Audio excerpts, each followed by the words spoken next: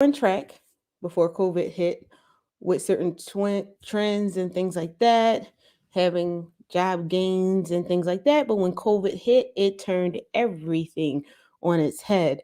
And so we're going to talk about what you need to do to get yourself prepared for that. First and foremost, number one, you want to clean up your resume. For many people, it has been some time since you searched for a job. You may have been in a company and moved up a couple of times or changed jobs unexpectedly, especially with this pandemic. And so you need to refresh your resume. Make sure you update it with your current employment and look it over your resume to make sure that it looks the way you want it to look, that you emphasize your skills and your experience. You want to go beyond just having a job description, and we're going to go through that a little bit more. Okay, so if you were laid off due to COVID-19, you can put that on your resume that you experienced the layoff specifically for the pandemic. Now, if you were laid off before that time or even right before it, you don't want to put that on there because, again, people can check employers and employment history to find out when you left your job. So you want to make sure that you're honest. You want to highlight your achievements on your resume. I tell people to look at their past appraisals. If you've had appraisals for your job, you're always supposed to print them out and have them for yourself. And the reason why you do that is so that you have your accomplishments.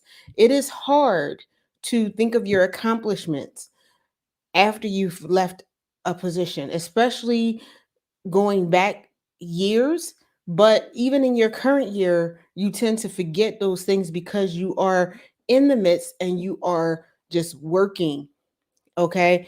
And sometimes you don't necessarily see those accomplishments and achievements first and foremost in your mind, or you might not think it is an achievement until it is placed on your appraisal. Okay. You want to make sure that you quantify those accomplishments and qualify them. Okay. So you want to have dollars, you want to have percentages, you want to have, if you had benchmarks that you needed to meet, did you meet those benchmarks? Did you exceed them? If you exceeded them, by how much did you exceed them? Okay, so those are the things that you want to take a look at. You want to possibly have multiple versions of your resume. So you want to get a jump on your job search and prepare for it. And you might not just need one resume. I tell people as a career coach, as an executive coach, number one, your resume is a working document. Okay. So it is not static. And so when you're looking for jobs, you want to make sure that you have the relevant things there and take off the things that are irrelevant for that position. Okay. So you want to do that because number one, you have computers looking at your resume before you look at your resume. And then also, once the person looks at your resume, because again, even in this post pandemic world, people are only taking seconds to look at resumes. And since the fall came and unemployment has changed again and certain things have run out, you have more people in the job market. So you want to make sure that your resume stands out amongst everyone else's. All right. So when I was in the job market, I had five different resumes because of the different skills and skill sets that I had that were template documents that I used to apply for jobs. So when I saw a job that related to that resume, I went on there, I made sure that it hit all the key points that they were looking for, all of the qualifications, and even some prefer to have skills I put on that resume and I put it out there. Okay. So you want to also, number two, now that you have your resume together, is clean up your social media presence. Tidy up your account to best portray yourself in a positive, flattering light. Okay. This is something that recruiters, hiring managers, and everything all say that they first thing they do is they search you on social media. It's not just LinkedIn. Yes, LinkedIn is big, but they also look at your Instagram, your Twitter, All these things they look at. So you want to make sure that everything on there portrays you in a positive light. It's not just out there while you're um partying or whatever, not to have the party ones where you're drinking, smoking, doing whatever.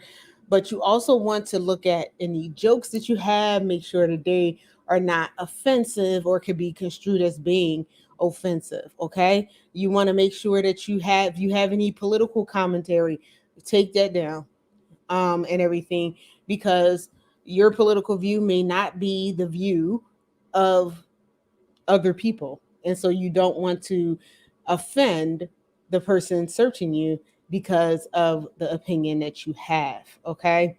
So you want to make sure that you update your LinkedIn profile. You want to make sure that your profile and your job history matches everything that you have on your resume and across social media. Okay. Because if you have inconsistencies between your resume and your online information, it can come off as you being dishonest to potential employers. So you want to make sure that you have consistency all across the board. Okay. So you want to have a recent photo on your LinkedIn profile. So if it's been a year, 2 years, you want to make sure you have an updated photograph. Okay.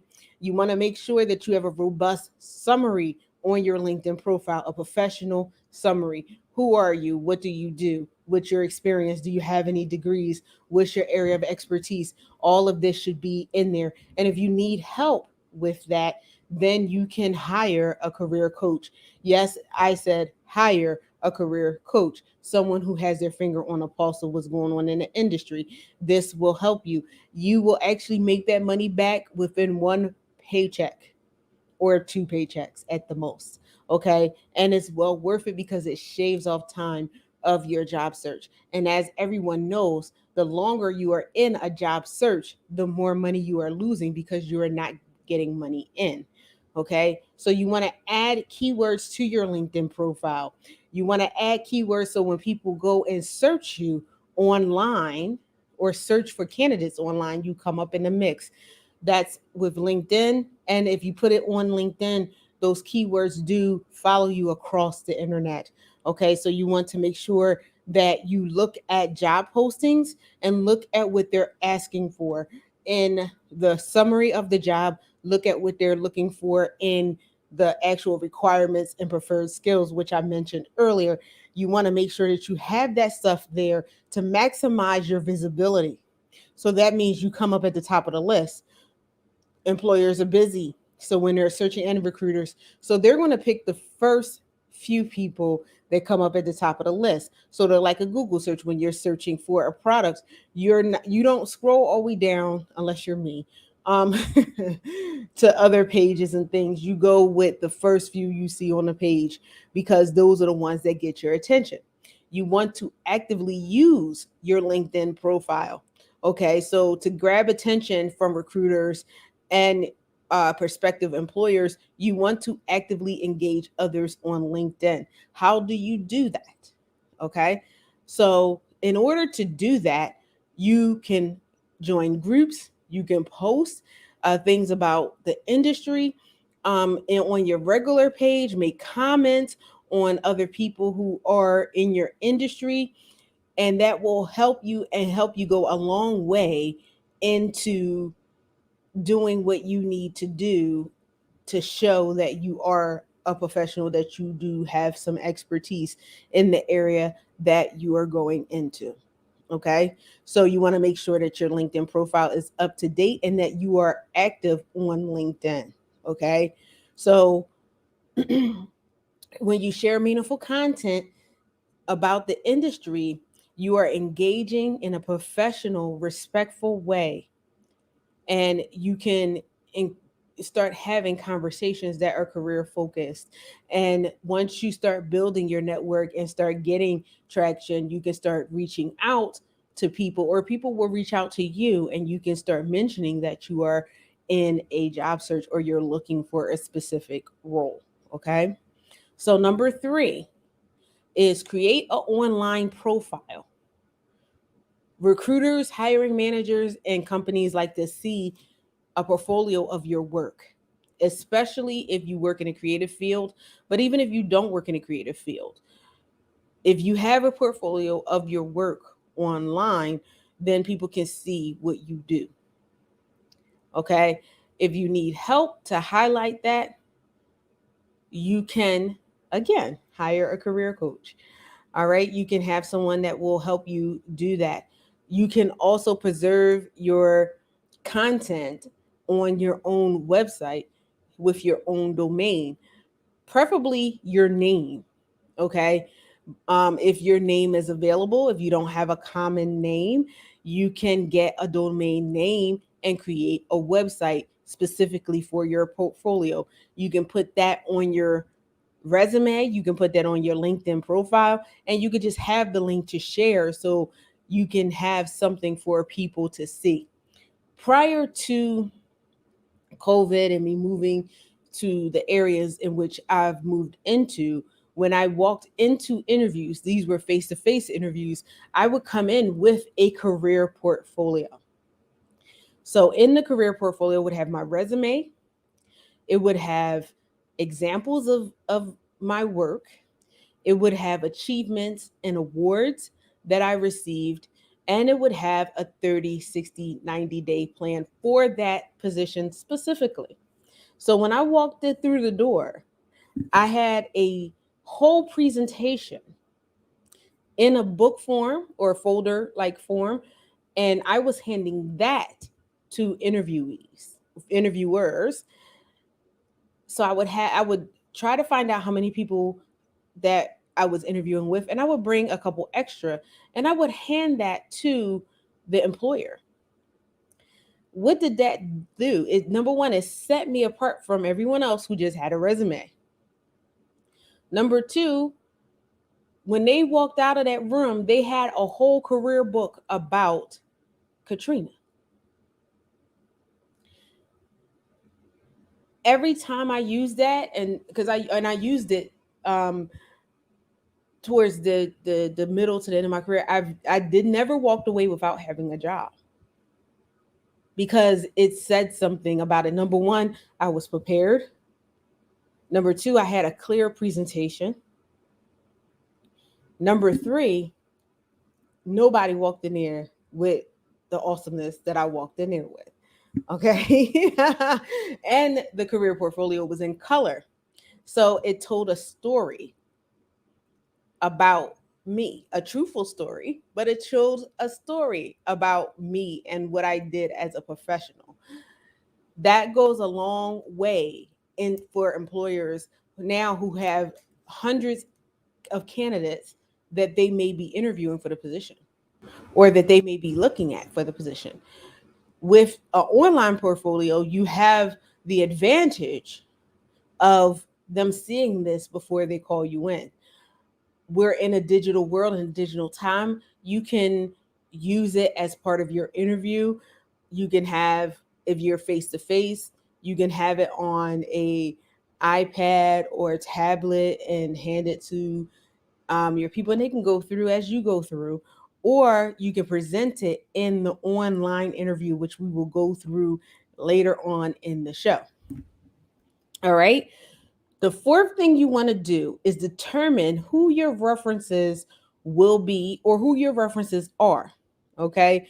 So many employers will ask you after the first or maybe even the second interview for references. So you should have already in mind a list of people who can speak to your professionalism, who can speak to the work that you're doing. Now, I had a set of, and I tell my clients to have a set of references specifically for the job you're going for. So, again, I mentioned earlier I had 5 resumes. Okay, 5 resumes. So, those 5 resumes were geared for different parts of industry depending on what job I was going for. And I had 2 to 3 references for each of those industries, each of those areas that I worked in that can speak to my professionalism, that can basically sign off and say, yep, she did this.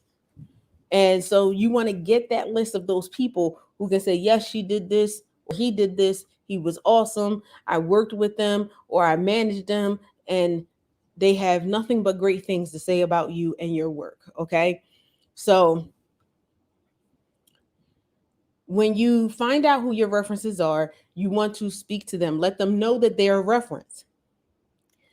Because the worst thing that can happen is if you put a reference out there and the person is either ill prepared to speak on your accomplishments and or they don't answer when someone calls. We're in a world when people call, the world of caller ID changed things. So if people do not recognize the number that is calling, they will not answer the phone, and they may not respond to a message that comes from that number. So you want to make sure that they know that they're going to be contacted, the organization they're going to be contacted from, and if you have a number, this may be the number they call you from. Okay. All during your process in your job search, you want to be well versed in your industry or the industry you want to be in. So, what does that mean? That means you have to do research. So, that's number 5. Do research on the industry you want to be in. Okay. So to get a good feel of the industry and companies that function in that world, the services that they provide in that industry, and also how the company is doing. What are some pain points? You can actually discover some pain points by researching the organization. Okay. You find out how they're doing. Google, Google News, Google Alerts, salary.com, Glassdoor, Indeed, LinkedIn, and other sites will uncover the industry and help you do job research. Okay, so what you find doing your research can help you improve your resume. It can help you get a better understanding of what's going on in the industry and how you fit in there where you can be of use and asset. Okay, so you can use this to spot jobs, to spot keywords that people are looking for, core competencies, to boost up your summary section, to look at roles and responsibilities, to even look up lingo because lingo has changed for the same thing that you do. So you can actually take a look and see what they're looking for. I always tell clients, when you are looking for a job and they say they want you to have this specific skill, look up that skill and find out what that skill is. Because many times people think that they are unqualified for a job simply because they wrote what they do in a nice, fancy, big college word. Okay. Or a word that they may not have seen because their company has not used that word. So look it up, find out what it means. I was speaking with a client not too long ago about um, transferable skills. One of the things that was on there was um, not time management. Oh my goodness, critical thinking. And they were like, "I'm not a critical thinker." And I was working with this person for a while, and I was like, "Actually, you are a critical thinker." And so they were like, "Well, no, I don't really think I have critical thinking skills." And so I looked up critical thinking and I read it to them. It's like, they was like, "Oh, that's what that is?" Yes, that's exactly what it is. So if you go in and you define that jargon, you may find out that you are more qualified than what you think. And if you know what it means, you can speak to it in an interview. All right. So we talked about references. We talked about making sure that they were prepared, doing your research, making sure you're prepared. And the next thing, number 6, is reach out to people in your network. If you're looking for a job or you're looking to change jobs or you're looking to change companies, the best way to find a job and the most what do they call it? My mind is today. Things are jumping out of my head. Um the best way to get a job, referrals, there it is. The best referral you can get for a job is for people that come from your network. because people not only hire people they like or people who are skilled, they hire from people that they know. And so if you know someone who may work in the industry that you want to go in, or in a company that you want to go in, then reaching out to people in your network will help you. Okay. So the best possible thing you can do as a job seeker to pave your way into a new job is to network. A lot of people don't like that word, network, network, network, but you must network, okay? Um when I was in my corporate career, my network served me a great deal.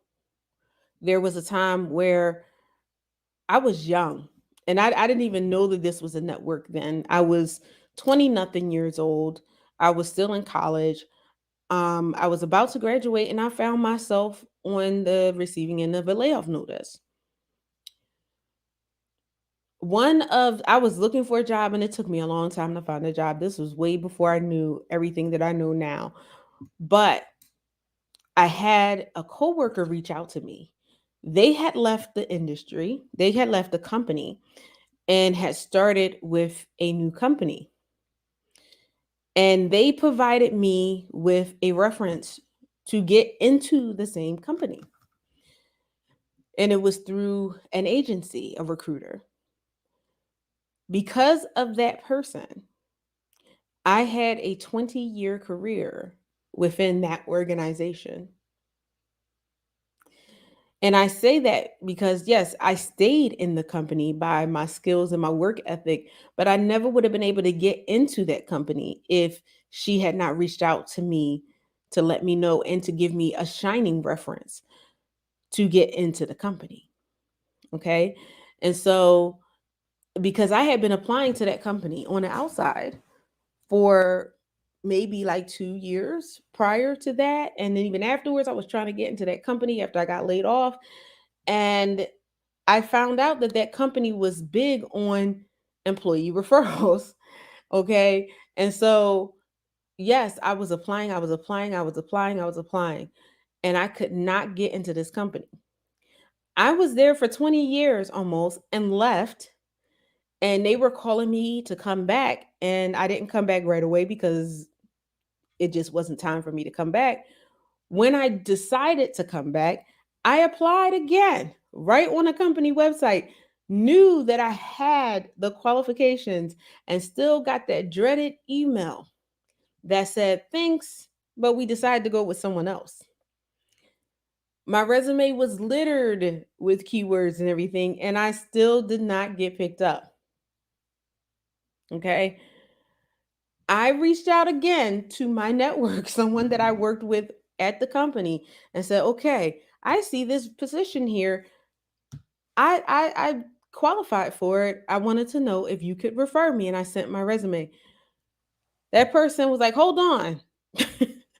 Walked into the manager's office, told the manager that I was looking for a job, gave me the shining appraisal. Within a half an hour, I was speaking to the manager with my resume that I sent to this person. And long story short, I got hired back into the company.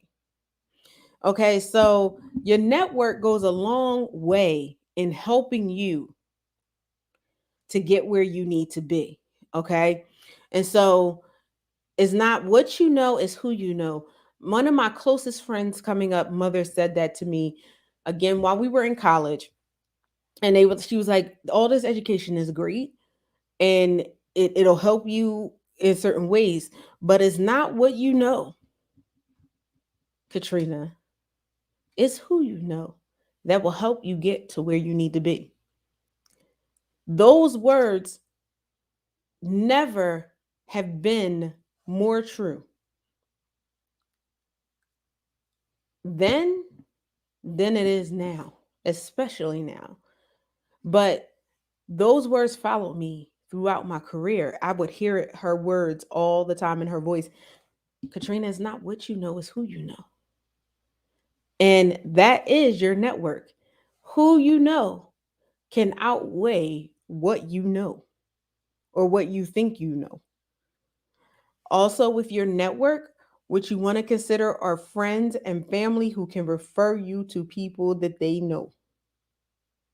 The bigger the network you have, the better the chances that you will find a job, okay? And that you will find a job quickly.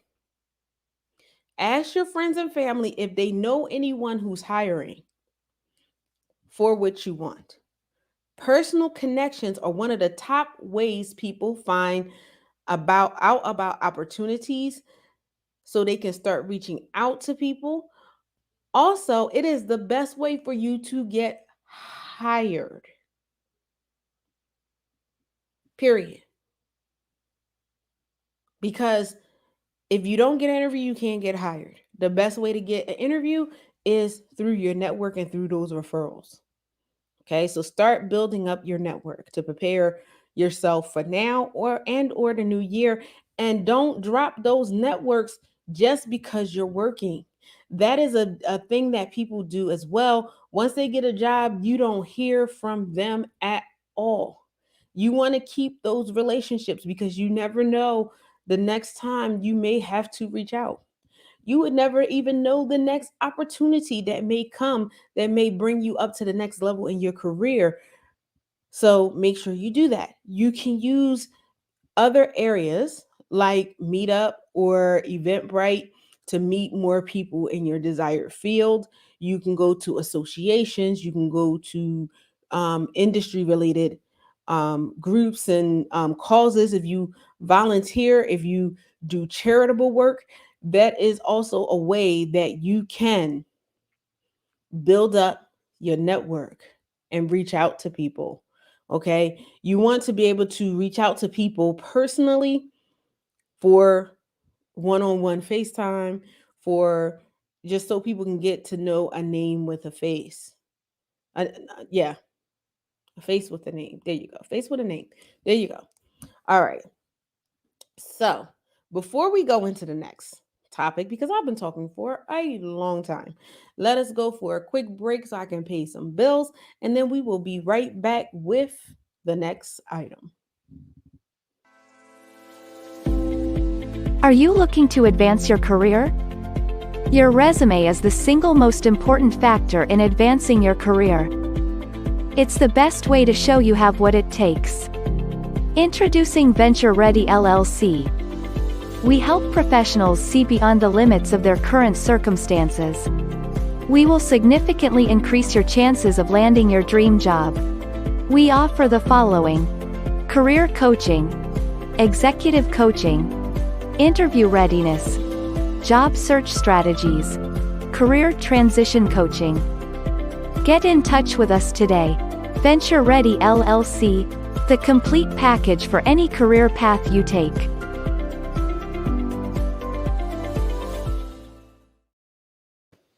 All right, that was Venture Ready LLC, which has, as you were told, career coaching, executive coaching, interview help, and job search strategies.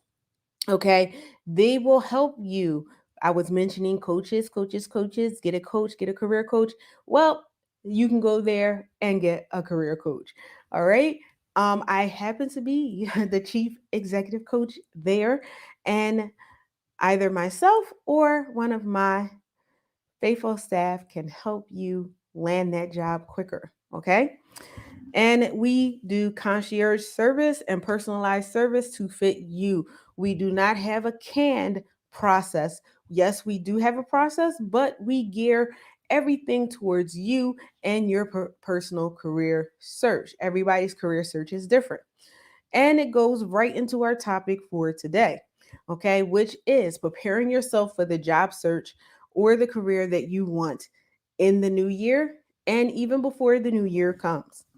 Okay, because jobs are being filled pretty fast and they're hiring with more pay because guess what? Workers are needed. The first time in a long time, I think maybe even in the history of working, there are more jobs than workers to fill them. So you have a great chance, if you present yourself right, to actually land a job before the new year. All right. So, one of the things that will help you in your job search, because I know we spoke a lot about LinkedIn, but LinkedIn is not the only place that will help you find a job. You want to set up job alerts on Indeed. You want to create an account on Indeed, and you want to set up job alerts. Indeed is one of the biggest job boards out there. Okay. And they also have a thing for you to say that you are looking for work. And if you set up your resume and your skills and your profile right, you will get a plethora of recruiters seeking you for your expertise. Okay. And so I have another story, of course. I have a client that I was working with, and they were looking for a role. They were working somewhere else. They had a whole lot of skills. They freshened up their resume, they freshened up their skills. They took some assessments through Indeed, because Indeed has assessments that you can take to prove that you have the skill set that you say that you have. They put themselves in available for work. They literally got 5 or more jobs from recruiters a day. A recruiter reached out to them. They had several interviews in a week. They started interviewing on Wednesday. By Friday, they had a job, making the money that they're supposed to make. So, that is one of the things that will help you. Okay. So, set up job alerts for jobs that may potentially interest you. And then you can go and apply, push that apply button, go there. You can put a cover letter on there. If they ask for it, definitely use one, or you can choose not to if they don't ask for one. Okay. So make sure that you do that. Once the role is posted that you are targeting, you will receive an email that will allow you to apply sooner than other candidates, because you are enrolled in the alerts. The alerts come out as soon as the job becomes available. And sometimes even before it's like really officially posted. Okay. Or you'll see early applicant or first applicant. You'll see that on LinkedIn, and you'll also see it on Indeed.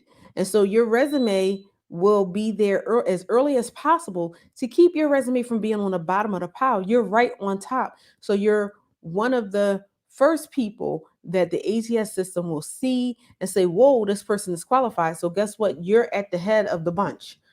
Okay. So it may be other qualified people who come in after that, but they're in a lower position than you. Okay. And the key is to get yourself at the top of the pile, at the top of the search. Okay. Now, there's some pros and cons to this. I'm going to say it that way. Because in my research, it says for you to apply for jobs that you are not qualified for. I don't necessarily subscribe to that. And the reason why I don't subscribe to that is because I've spoken to recruiters, I've spoken to hiring managers throughout my career and as I became a business owner and a coach. And one of the pet peeves of recruiters and hiring managers and things like that is the fact that they felt like they had to weed through people who were not qualified for the job. Okay. So people say, oh, apply for this, even if you're not qualified for it. You don't want to do that. Okay. And the industries that you're in are smaller than what you think. And if you're posting for jobs that you are not qualified for, when people see your resume, even if you are qualified, they're going to assume that you're not qualified for the role because they've seen your name 10 times for jobs that you are not qualified for. What I would say is do not limit yourself to jobs that you don't feel or that you feel that you are completely qualified for. And I say that like this.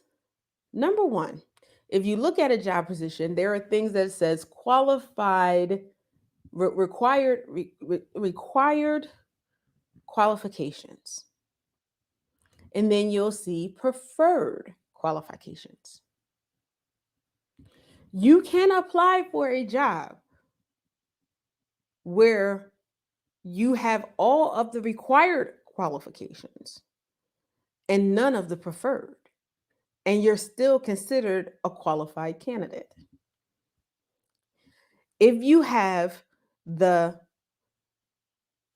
required qualifications and some, and if not all of the preferred qualifications, even better.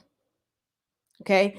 The preferred qualifications are qualifications that companies are willing to train you on or give you time on your own to get those skills. Required means you must have this or we will not even consider you. So that's why I would say you have to weigh it of applying for jobs that you're quote unquote not qualified for. People would say, oh, women don't apply for things unless they think that they're totally qualified for it. Where men will go for a job that they don't have any qualifications for and get hired. Mm, it is what it is at the end of the day. I go by what has been experienced for me. No, I'm not saying that you have to feel 100% qualified, but I'm saying look at the qualifications of what is preferred and what is a complete requirement for the job. Okay. Number one, if you apply for a job and you don't have the requirements, there are things that will stop your resume. And I've seen it even more so on LinkedIn and Indeed, where if you apply for a job, especially if it's under the required qualifications, it will say the posting asked for this skill. Your resume does not reflect that. Do you have that skill? Companies also have assessments now that if it, even if it is on your resume, but say it wasn't and you put it on there and apply for it, now they have an assessment to assess you to make sure that you have that skill. This is why I say, especially if it's a required skill. Indeed also has the same thing. Indeed will actually allow you, do you have this skill? If you click yes, you can, it'll add it to your resume. But then you will go through the resume process and it'll go in there and the next step it'll say, "Up, you have this one step before we will send this to the company because they're asking you if you have this requirement." So they have an assessment set up to make sure that you are qualified for the role. It is the reason why I tell people be as honest as you can and as you know about your skills because there's always a way to find out if you don't have that skill. Okay? One thing that will help you and maybe even help you obtain certain skills is contacting staffing agencies or recruitment agencies. Some staffing agencies and recruitment agencies will even provide you with training to help you get up to speed for the jobs that you want. Okay? So, recruiters and staffing agencies can be invaluable and an invaluable source for your upcoming job search or your job move, your industry move. Okay?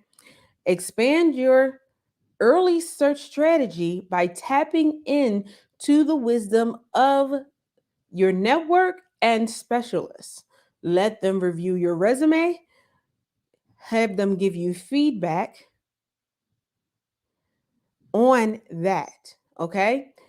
Experts can also give you insight on what will be happening in the industry and in the job that you want to go to for the next 3 to 6 months.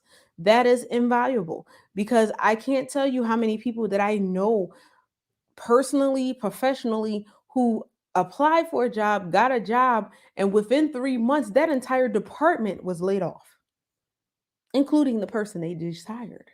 And they literally had just hired them within that month or within that 3 months, or actually, sometimes they started a job that week and they got a notice that a month later they were going to be laid off, along with all the rest of the staff in that department. Okay. Sometimes you have somebody on the inside track. They may not tell you that the company is going to doing a layoff, but they might tell you, I don't think it's such a good idea for you to apply for that role. Just something for you to know. All right. So you want to look into some continuing education opportunities that will help you get some skills to build your resume, to build up your knowledge, and to show organizations that you're looking to grow in that area. Okay. You may, if you can, talk to ex employees about the company and the role in the job that you're going for. So reach out to people on LinkedIn that are in your network who have worked at your dream company or worked in the position that you want at that company, and they'll be able to give you valuable insight on things that you wouldn't learn anywhere else. Okay? No one will give you a more honest review of the company, of the position, and the culture within the company than someone who's worked for the organization. And that is true. They will give you their perspective. I have worked for some companies where I couldn't wait to recommend people to work there. And when people asked me about it, I was the biggest evangelist for that company. Oh, yes, this is great. This is what they do. Da, da, da, da, da. It's wonderful. Blah, blah, blah. I've also been the person who has been honest when people ask me about a company or organization or culture that may not have been all that great. I didn't talk bad about the company. I just let them know what the culture was and let that person decide if that culture is a fit. Okay. So we are at the top of the hour. I know I was a little late. I'm not going to hold you much longer, but I am going to go into this next one. So you want to pay attention to the style of your video interview. Many companies, even before COVID, have begun having virtual interviews via video. It started to become more commonplace. I had clients come to me. I have this virtual interview. I have no idea what to do, how to prepare for it. In the last 3 to 4 years, I was preparing people for virtual interviews. Now they are more commonplace than before because of COVID-19. People are still interviewing virtually, as many people have not entered back in fully into the work space. Okay, as far as the physical workspace, and some companies may not ever bring their people back into the workspace. Okay, so the upside of interviewing this way is that you are in your home, you're comfortable. The challenging part is getting your space ready for the interview. Okay. So you want to make sure that your computer is in a brightly lit space, brightly lit. Okay.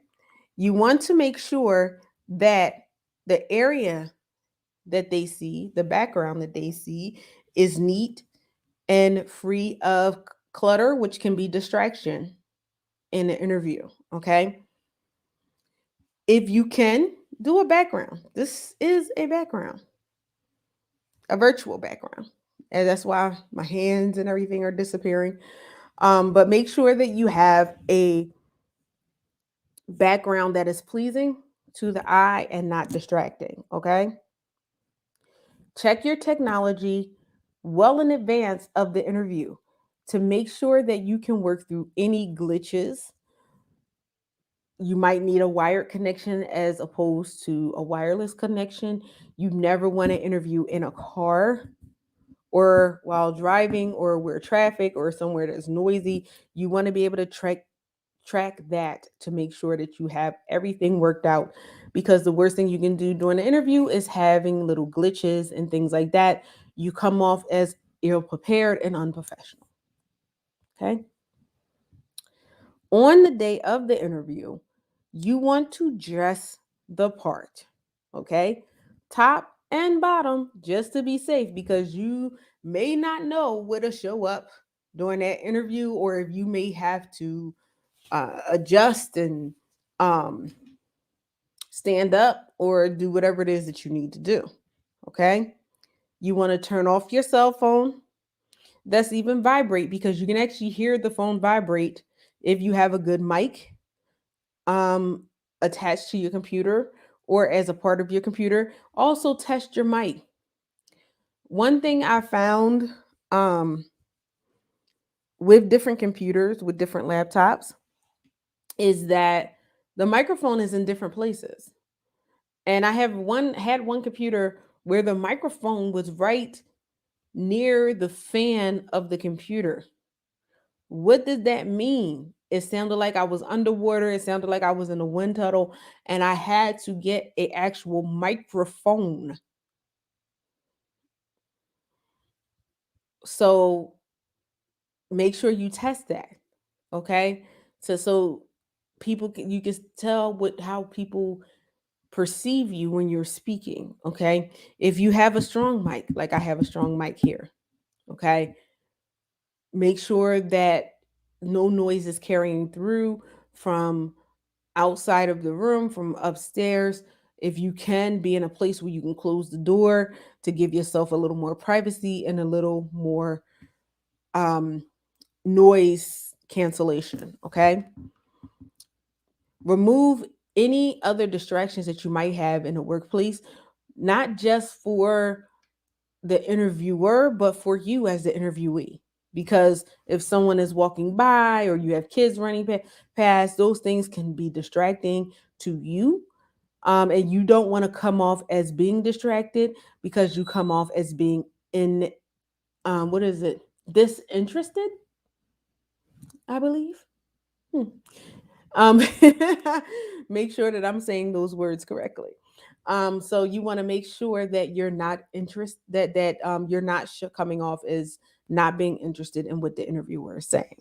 Okay.